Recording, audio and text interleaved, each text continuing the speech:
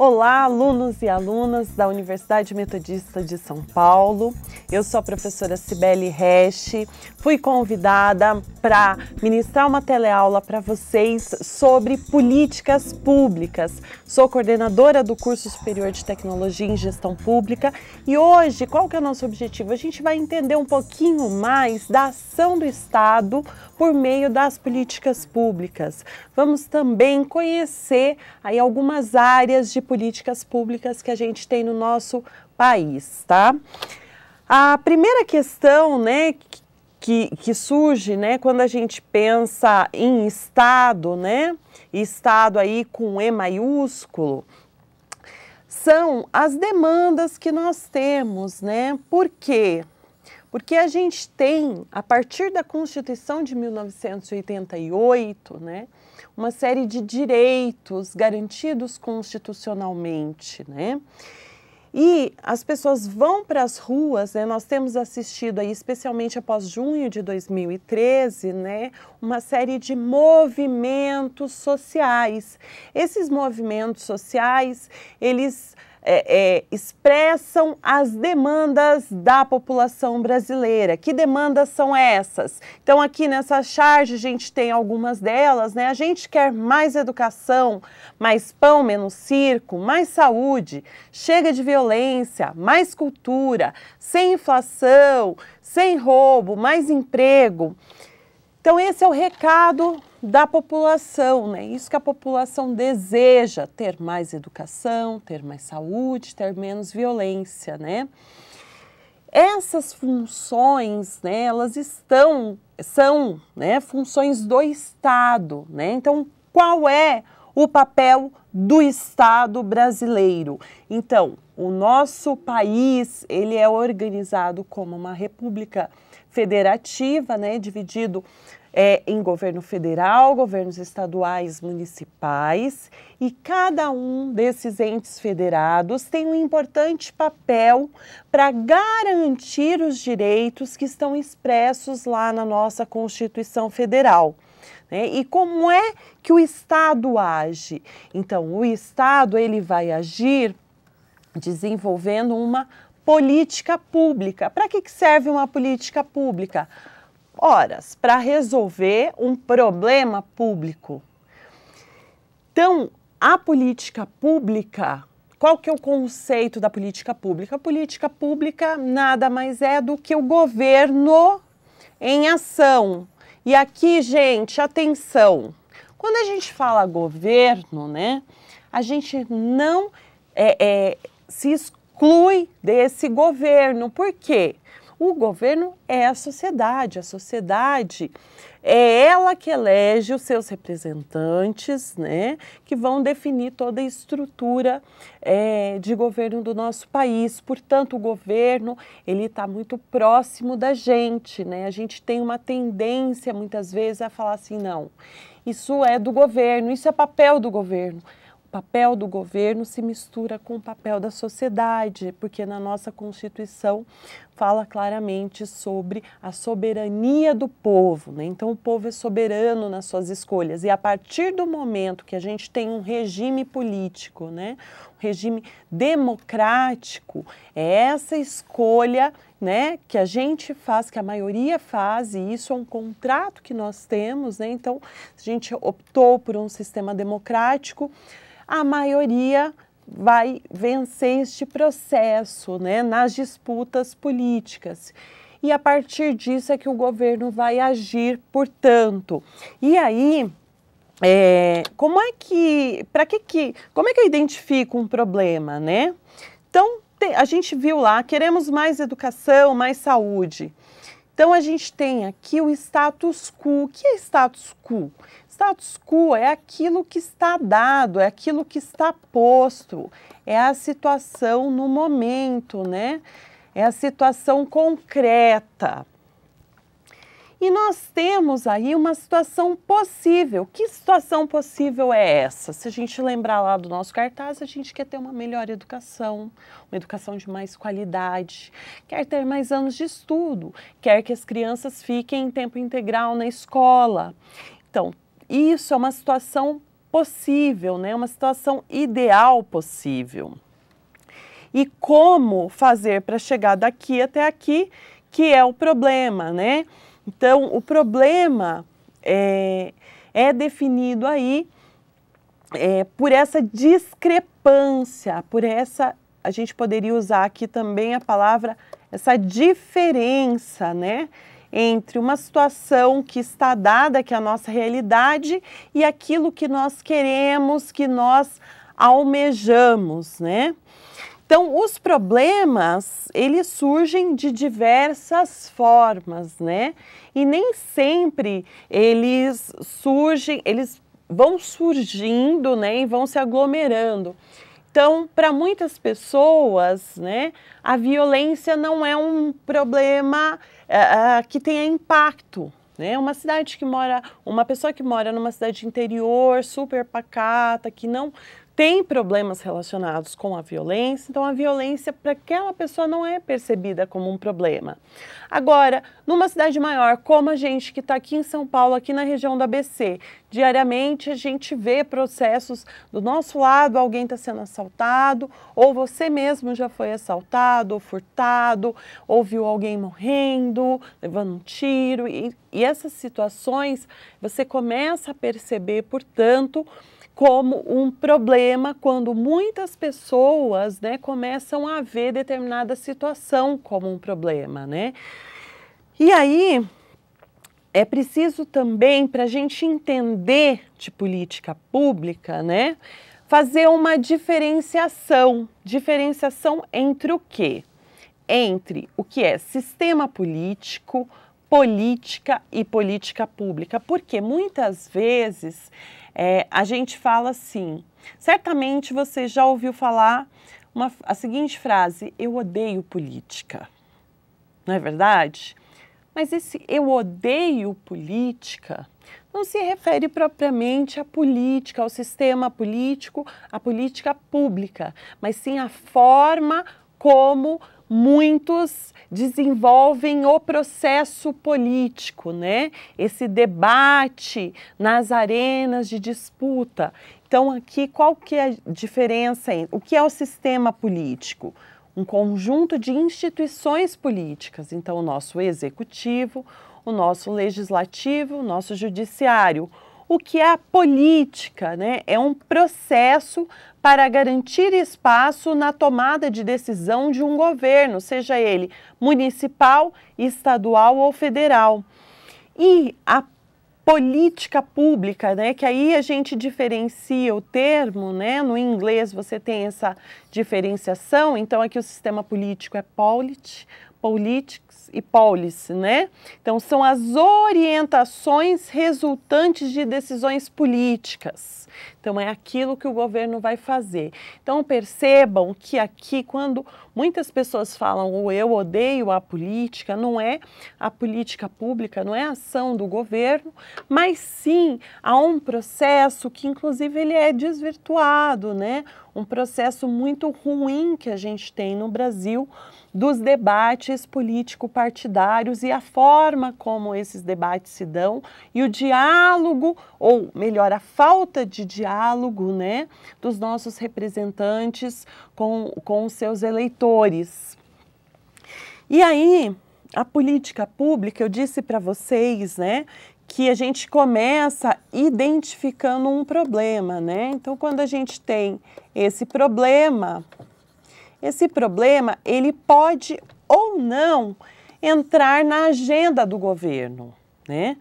A gente tem muitos problemas, mas que eles não se tornam objeto de uma política pública. Agora, o que faz com que um determinado problema, né, entre na agenda de uma política pública, né?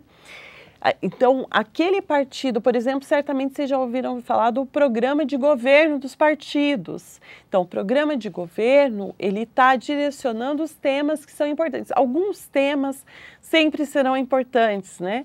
Então, educação, saúde, né? O transporte, a mobilidade urbana, enfim. São temas que estão já na agenda, né? E para que um novo tema entre na agenda, é preciso, portanto, que tenha-se uma condição favorável daquele tema. Alguns temas muito polêmicos, eles acabam não entrando na agenda de governo. A questão, por exemplo, da legalização da maconha, da legalização do aborto, né? Existem movimentos sociais que pressionam o governo para que aquilo seja discutido, né? E seja gerado aí novas possibilidades para essas questões. Agora, para isso entrar na agenda, né, para o governo decidir, olha, quero levar isso para o debate. Então, como são temas polêmicos, às vezes ficam lá na gaveta. Então, se vocês observarem aí, vários projetos de lei vão sendo engavetados. Por quê? Porque é difícil, de fato, chegar num consenso para esses temas. Nem sempre tem alguém, muitas pessoas que querem levar aquilo adiante, né?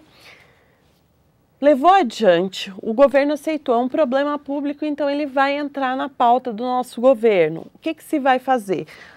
Vai se desenvolver a formulação da política pública. Aqui também a gente chama de desenho, né? Então, o que a gente pode fazer, voltando aqui no problema, né? O que é possível fazer? Quais são as soluções que nós temos para este problema? Então, isso daqui entra na formulação da política pública, né? Existem várias possibilidades para solucionar um problema. E aí, solucionar ou minimizar, né? Por quê? Porque dificilmente você consegue resolver, por exemplo, o problema da educação, a qualidade da educação, não é mudando o salário do professor e aumentando o piso salarial que você já garante a qualidade da educação. Este é um dos fatores, né? Mas será que as escolas têm estrutura? Então, isso continua impactando na qualidade da educação, né? Será que as escolas têm tecnologias? Como é que é o sistema para que este professor que está ganhando um piso salarial maior possa trabalhar, né? Qual que é a formação desse professor? Então, são vários fatores que impactam num determinado problema público. E a formulação, ela vai tentar minimizar aí alguns desses fatores. Ela vai agir, né, para tentar neutralizar esses fatores ruins aí que acabam prejudicando e ocasionando um problema público. Depois vem a implementação, que é o quê? Colocar em prática, né, aquilo que está desenhado. Então, aqui, gente, a política pública, ela é publicada numa lei, né? Então, nós temos, por exemplo, a Política Nacional de Resíduos Sólidos, né? A Política Nacional de Resíduos Sólidos ficou mais de 20 anos em discussão, porque foi bem difícil chegar num consenso, e aí a maioria, né, acabou sendo aprovada. Só que os municípios tinham até 2014, né, para eliminar os lixões, por exemplo, e muitos deles ainda não conseguiram, né? Então, por quê? Porque você tem uma diretriz lá de cima, só que as condições, né? O Brasil é um país de dimensão continental e nem sempre é fácil chegar no município e resolver o problema. Às vezes o município não tem a verba, não tem nem condições técnicas, pessoas capacitadas para resolver determinado problema, né? E também falta de vontade política, é verdade, né? Mas tem outros fatores que impactam nessa resolução de problema. E, por fim, toda a política pública é monitorada e avaliada. Esse monitoramento e avaliação, ele é algo mais recente no Brasil, né? Então, e super importante, tal como em outros lugares do mundo. Para quê? Para que você consiga mensurar, né, a efetividade, a eficiência, a eficácia das políticas públicas, tá certo? Então, de uma forma geral, este é o ciclo, são as etapas de uma política pública. Em quais áreas nós temos políticas? Então, eu estou apresentando para vocês aí três grandes áreas das políticas públicas. Eu já disse para vocês que nós temos direitos garantidos na nossa Constituição Federal de 1988. Então, Em relação aos direitos sociais, né, nós temos a garantia da educação, saúde, alimentação, trabalho, moradia, lazer, segurança, previdência social, proteção à maternidade, à infância e assistência aos desamparados. Portanto, as políticas sociais, né, que são desenvolvidas no Brasil, eu vou mostrar para vocês uma figura, tá, que ela vai dar uma ideia de quais políticas nós temos para atacar estes problemas. Então, nós temos aqui, olha só, política de previdência, criança e adolescente, direitos humanos, educação, o SUS, que é a nossa política de saúde, segurança, política de mulheres, cultura, alimentação, reforma agrária, drogas, justiça, Bolsa Família, direito dos povos indígenas, promoção da igualdade racial, juventude. Então, essas políticas que eu estou destacando para vocês, né, por exemplo, promoção da igualdade racial, direitos dos povos indígenas, né? Eles entram aí no bojo das políticas para a gente tentar equacionar os problemas de desigualdade que nós temos no nosso país em decorrência de todo o contexto histórico que nós vivenciamos, tá certo? Um outro ramo de política são as políticas voltadas para a infraestrutura. O que é uma infraestrutura?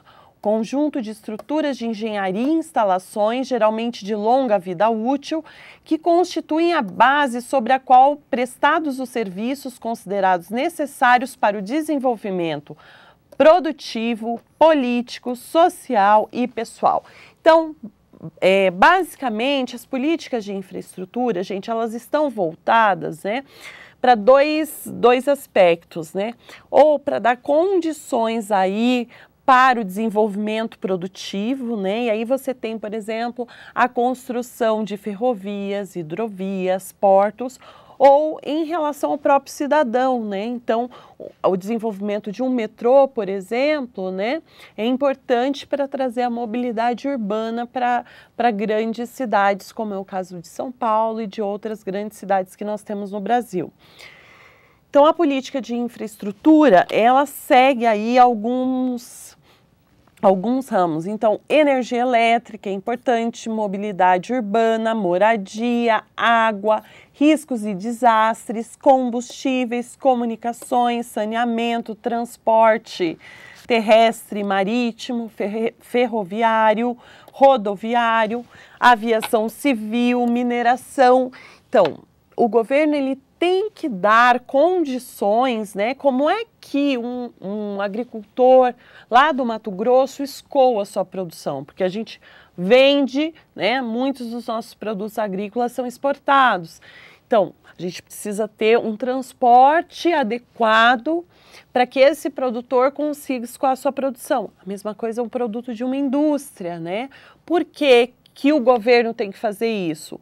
Porque isso vai gerar um ciclo virtuoso na nossa economia, né? A partir do momento que a gente desenvolve as nossas indústrias, os nossos serviços, a gente tem um aumento de arrecadação também para o próprio governo, que acaba se convertendo, né, numa maior arrecadação e mais possibilidades de políticas sociais, né?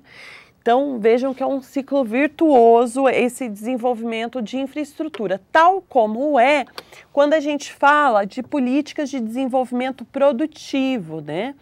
Então, as políticas industriais, que é um dos exemplos de desenvolvimento produtivo, são um conjunto de incentivos e regulações associadas a ações públicas, as quais podem afetar a alocação inter e intraindustrial de recursos. Então, quando a gente tem, por exemplo, uma política pública, né, para simplificar o processo de abertura de uma empresa, né, para o Simples Nacional, que certamente todos já ouviram falar. Então, isso é uma política de incentivo, né? A gente tem as políticas de ciência, tecnologia e inovação, que são políticas voltadas para o desenvolvimento de novos produtos. Então, são tipos de políticas que também contribuem nesse grande processo do ciclo virtuoso da economia.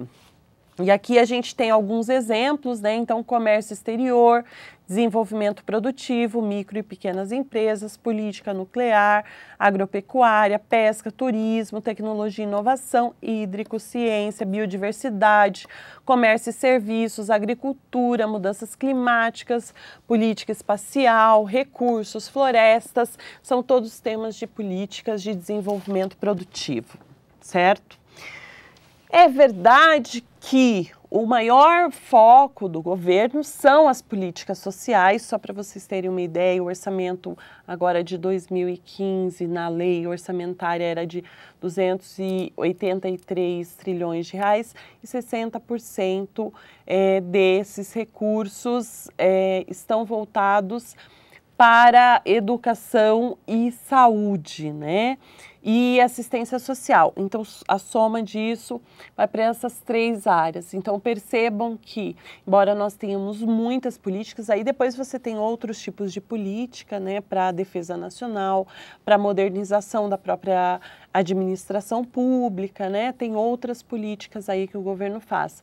Mas é importante que vocês compreendam que essas políticas, né, elas são importantes e são aquilo que é possível fazer, porque é claro, todo mundo quer melhorar, quer crescer. A gente tem problemas no Brasil, problemas de corrupção, temos problemas de ineficiência, né, de processos administrativos, a burocracia.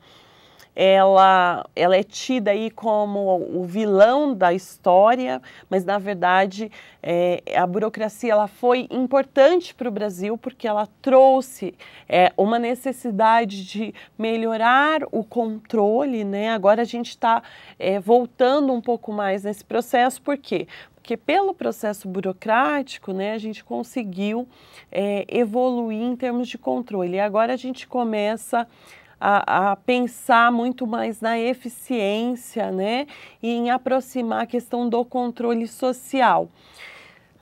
Então, não é o grande vilão da história, né, a gente tem aí essa ineficiência de processo técnico, políticos, né, a gente tem problemas políticos, mas fato é que o Brasil vem avançando muito, né, em várias áreas. Então, se vocês entrarem aí nos sites do governo e analisarem indicadores, né, vocês verão que na saúde, na educação, nós tivemos avanços e agora a gente tem que avançar, a gente avançou em termos de números, agora a gente está entrando num período que a gente tem que avançar qualitativamente. Temos problemas? Temos muitos ainda. Aqui, só para que vocês tenham uma ideia, né, a gente tem aí uma democracia muito jovem, né? A gente tem novos atores querendo participar das políticas públicas, que por sua vez a gente tem aí no bojo de uma reforma administrativa, isso que a gente está vivenciando, né? Todo o processo de mudança, aperfeiçoamento, né, da própria administração pública, buscando eficiência, eficácia, efetividade das políticas públicas. E aqui tem um elemento muito importante, que é a participação social.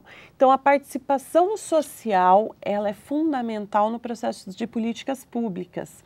Como? A gente tem, por exemplo, conselhos de educação, conselhos de saúde, conselhos de criança e adolescente, são espaços de participação que o cidadão pode usufruir. A gente tem hoje, para exercer o controle social, né, a lei de acesso à informação. Então, não dá para separar, volto agora a repetir aquilo que eu disse no início, não dá para separar o governo da sociedade, gente. O governo somos nós e por isso nós temos que nos incluir nos processos da administração pública e tal como a gente, né, vamos brincar aí numa historinha que certamente vocês já ouviram muito, mas nós temos direitos, mas nós também temos deveres e o dever não é só de votar lá no dia da eleição, mas sim de acompanhar, de fiscalizar, de se aproximar, de entender e cada um tem que fazer o seu papel nesse processo. Espero que vocês tenham aí gostado desse momento, que possa ajudá-los, né? Não só aí no conteúdo das avaliações, mas também no conteúdo da vida, né? Porque a nossa vida segue e é feita numa mistura entre mercado e Estado, né? A gente não está isolado do Estado. E é isso aí, pessoal. Até mais!